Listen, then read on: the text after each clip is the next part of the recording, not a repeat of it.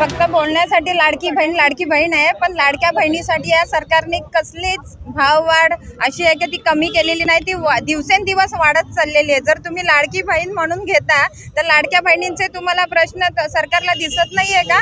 त्या गरीब महिला कशा करत असतील, कशी ती बहीण काय करत असेल, काटकसर करून जे पैसे जमवत असेल स्वतःच्या संसारासाठी, ही अशी दरवेळी त्यांची भाववाढ होत राहिली तर कसं होणार बहिणींचं?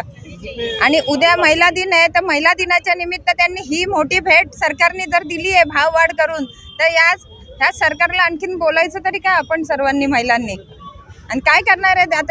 आत्ताशी 8 दिवस झाले आहेत, तर भारताचे आणि महाराष्ट्राचे आपले हे हाल आहेत. आणखीन पुढे युद्ध चालू राहिलं तर काय करणार आहेत हे सर्वजण? गृहिणींचं महत्त्वाचं असतं ते बजेट. घरचं बजेट सांभाळत असताना या छोट्या मोठ्या गोष्टी ज्या आहेत या सगळ्यांचा खर्च बघावा लागतो. मात्र हे बजेट आता कोलमडणार आहे. गृहिणींच्या माध्यमातून जी दरवाढ आहे किंवा 1,500 रुपये जे मिळतात त्यातले देखील तो देखील आता पुरेसा पडणार नाहीच पडणार आहे. ते 1,500 द्यायला देत आहेत, पण त्याच्याने महागाई एवढी वाढून ठेवली आहे का 1,500चं 5,000 वसूल पण करतोय सरकार आपल्याकडून. पण त्या बिचाऱ्यांना आता काय 1,500 मिळतात तर नाही बोलू शकत, पण ते वाढवत आहेत त्याचं काय? आणि जीएसटी कमी केली आहे, पेट्रोल डिझेल वाढलंय, ते कमी करणार आहेत का? नाही कमी करणार आहेत ना ते.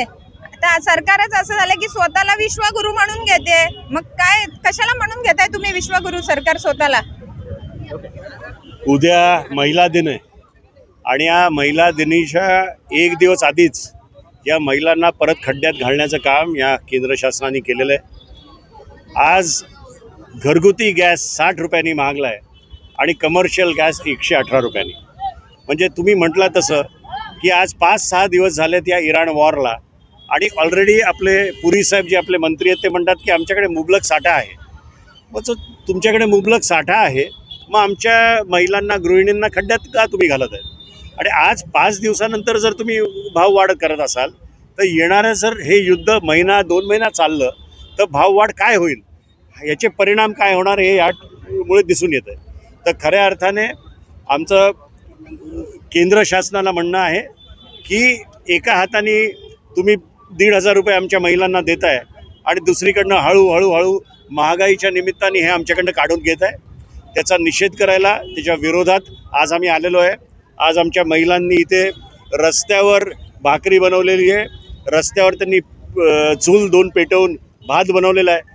आणि आम्हाला असं वाटायला लागलं चित्र की येणाऱ्या दिवसात महागाईमुळे गॅस सोडून परत एकदा हीच पाळी आमच्या महिलांवर येते की काय? सर, एकीकडे गॅस तर वाढतोच आहे, मात्र पेट्रोलचे दर देखील वाढताना पाहायला मिळतात. त्यामुळे सर्वच बजेट जे आहे ते कोलमडतं आहे. तुम्हाला सांगतो, गॅसच आता ऑलमोस्ट 1000 पार होणार आहे. पेट्रोल ऑलरेडी 100 रुपयाच्या पलीकडे गेलेलं आहे.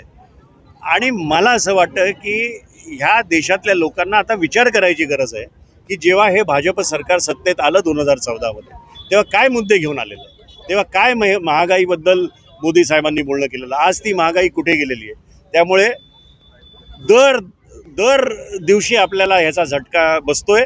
आणि आज ज्या पद्धतीने महिला या ठिकाणी जमा झाल्यात, तुम्ही त्यांच्याकडनं ऐका की कशा परिस्थितीत त्यांना घर चालवायला लागतं.